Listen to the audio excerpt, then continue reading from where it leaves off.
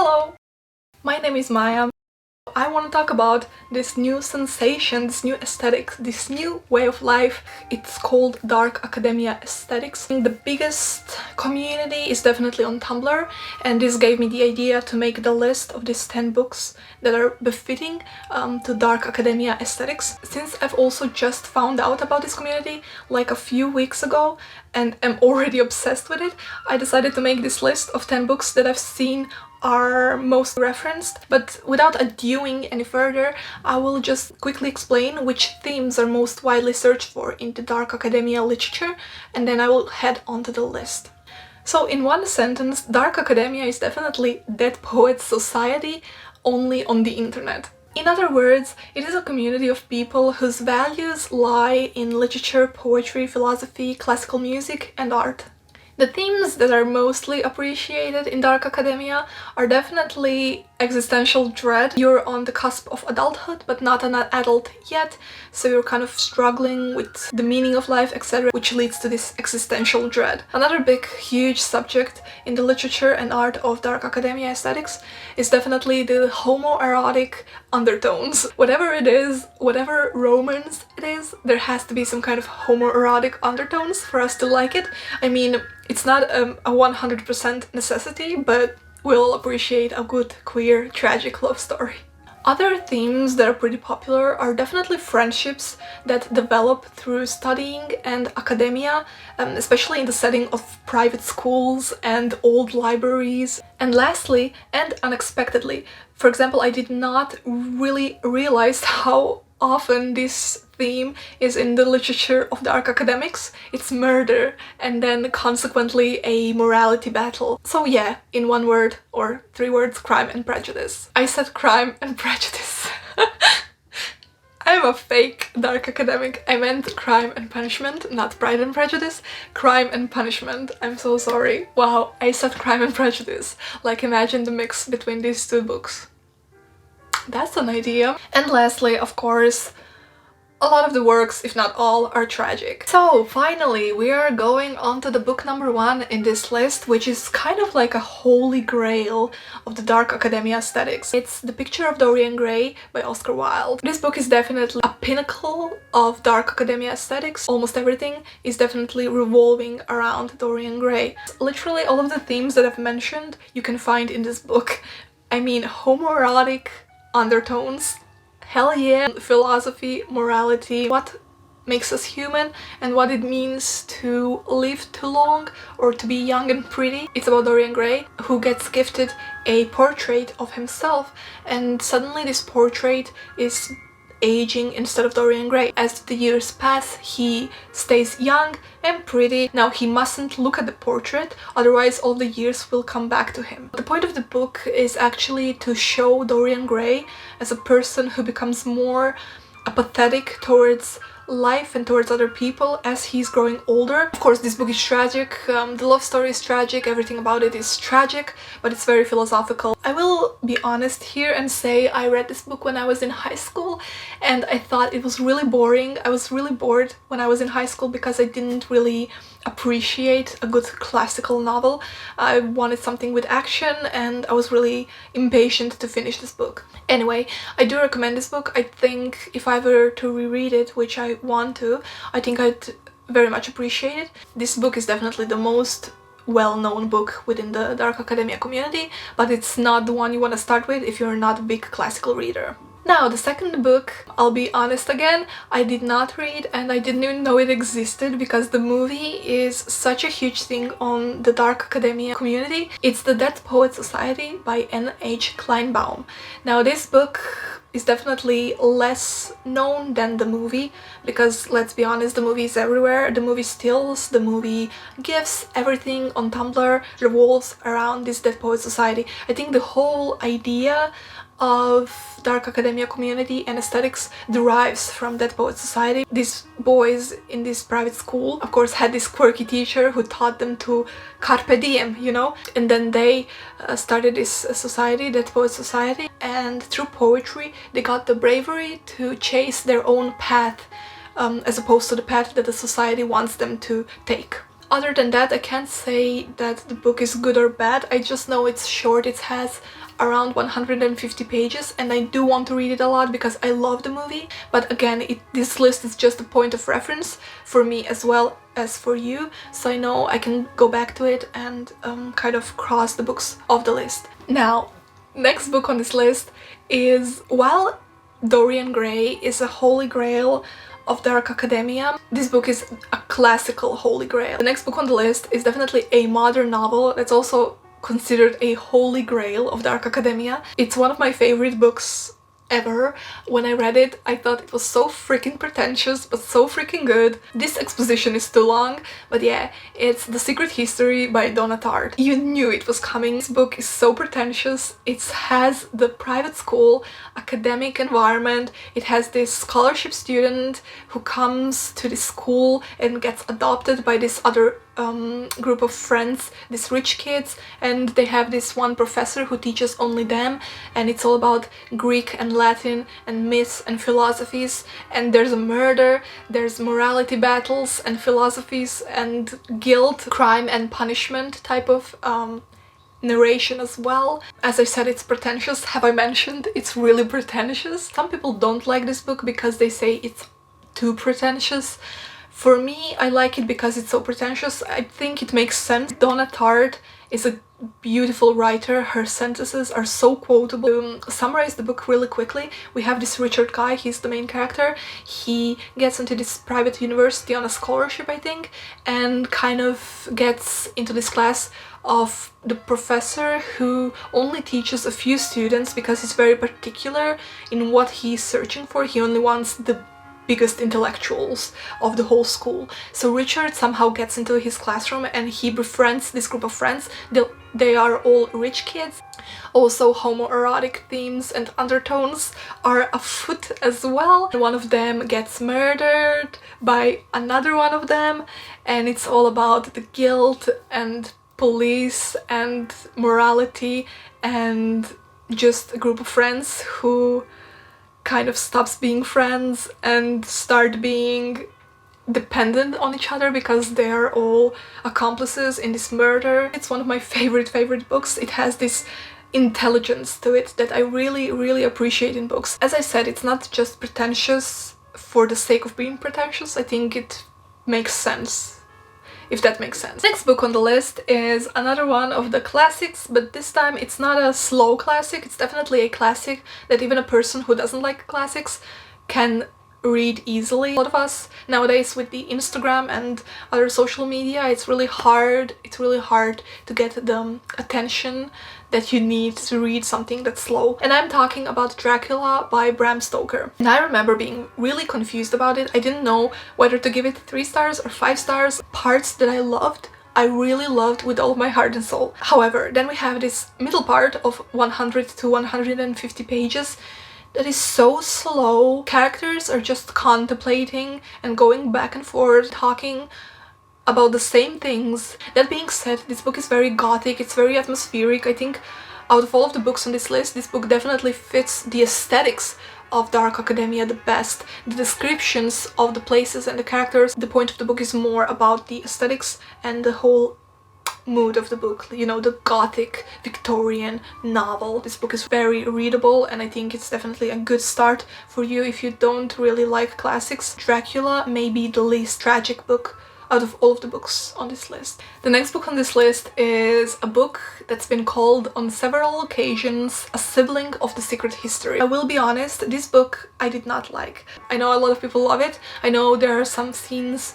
that were also very beautiful and I thought it was very well done, but overall I did not really enjoy this book as much. It's If We Were Villains by M.L. Rio. This book is also a modern novel. It's also set in this private university, theater college students, and they're very focused on Shakespeare. I think this whole book takes Shakespeare and really dissects Shakespeare because this group of friends, they are practicing Shakespeare because they are theater kids and they like Shakespeare and they're quoting Shakespeare a lot, and all of the things that happen are in connection to Shakespeare and his tragedies mostly. It's a tragic book, it's really tragic. I really liked the ending. It has homoerotic undertones, checked. Existential dread, checked. Murder, of course, checked. I don't think any summary is necessary because you have this group of friends, you have point of views from all of them, how they're getting together, how they're betraying each other. They all have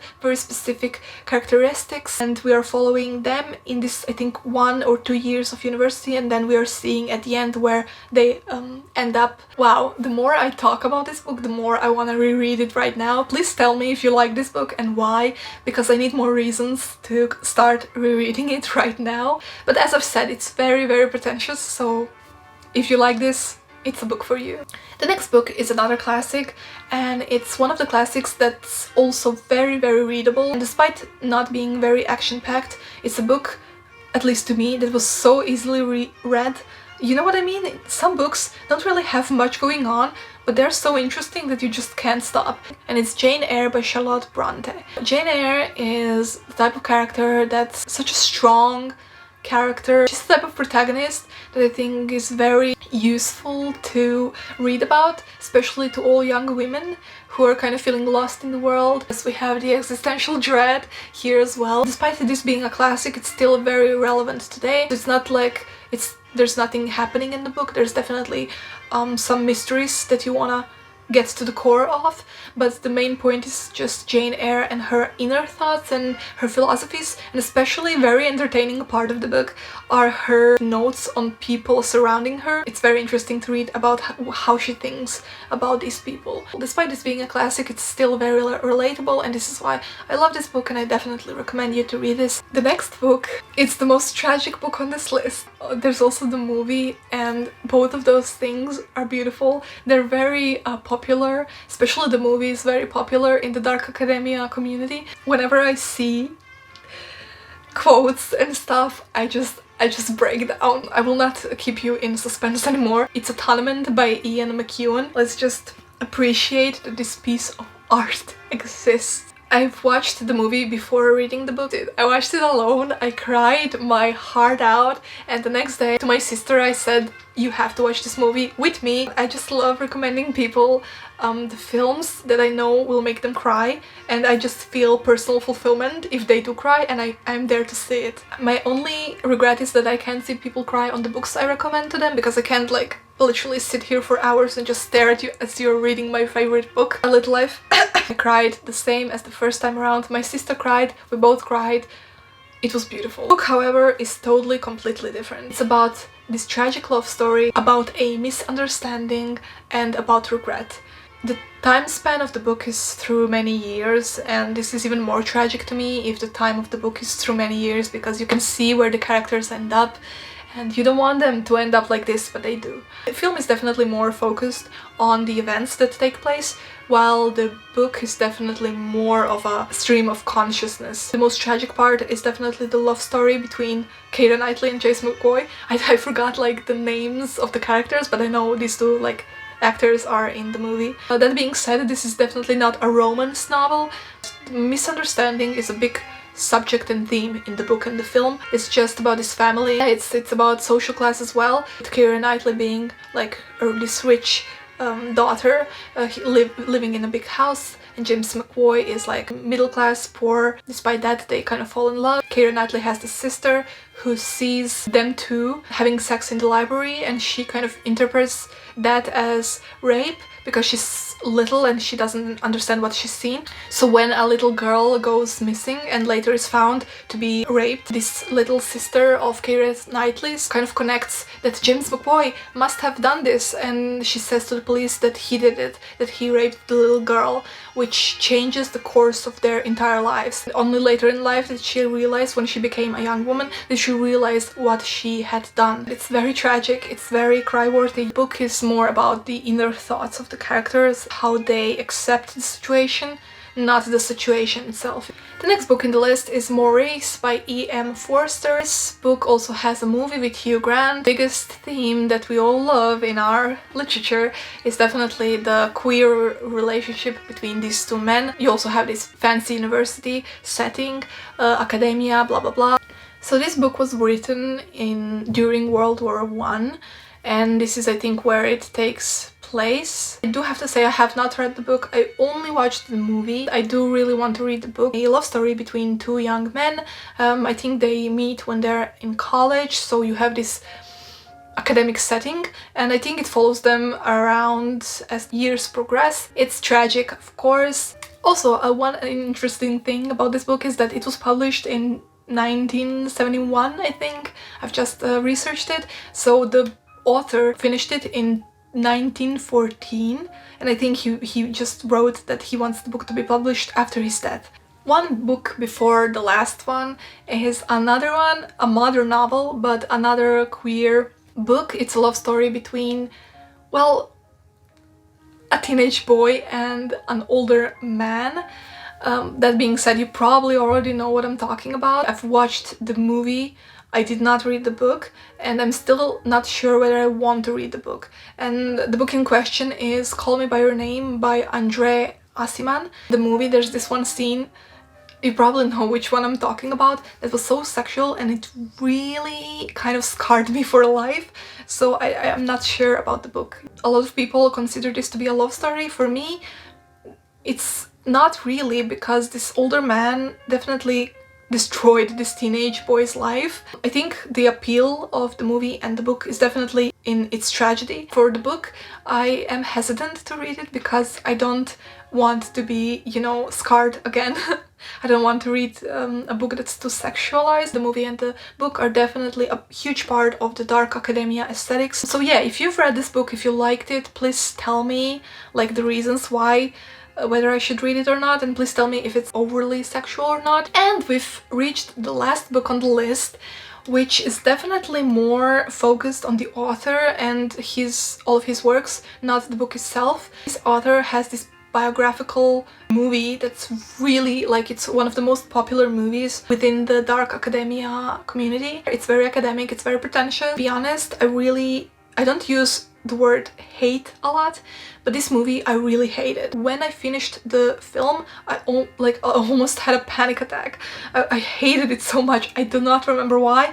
Thankfully, I forgot everything about the movie, and I'm not planning to watch it ever again. Anyway, it's Kill Your Darlings. So this movie is definitely a biographical movie about one of the main characters is Jack Kerouac, who is a real-life author, and he wrote the book On the Road, which is one of his most famous works. So this is why it's on the list, because the Kill Your Darlings, the movie, is definitely one of the most known and loved movies in this community. Despite me hating this movie, I don't mind the movie stills as much, because I don't remember anything from the movie, thankfully, and I like the actors, Daniel Radcliffe and this other Dane DeHaan. The last book on this list is definitely Jack Kerouac's On the Road, because he's one of the main characters in this biographical movie. Jack Kerouac and his friend, another author, are trying to start this revolution in the literary world, and there's also a murder, I think, as far as I remember. The book On the Road is not about this, it's just the most famous work of Jack Kerouac's, and it's also highly referenced in the dark academia community. A lot of people say that it's really slow and boring, kind of. With that, I just want to say that I may read this book, I may not read this book, because I'm still not sure about this author. Like, as a person in the movie, I did not like him at all. Please tell me if you've read On the Road. Maybe I will consider giving it a chance.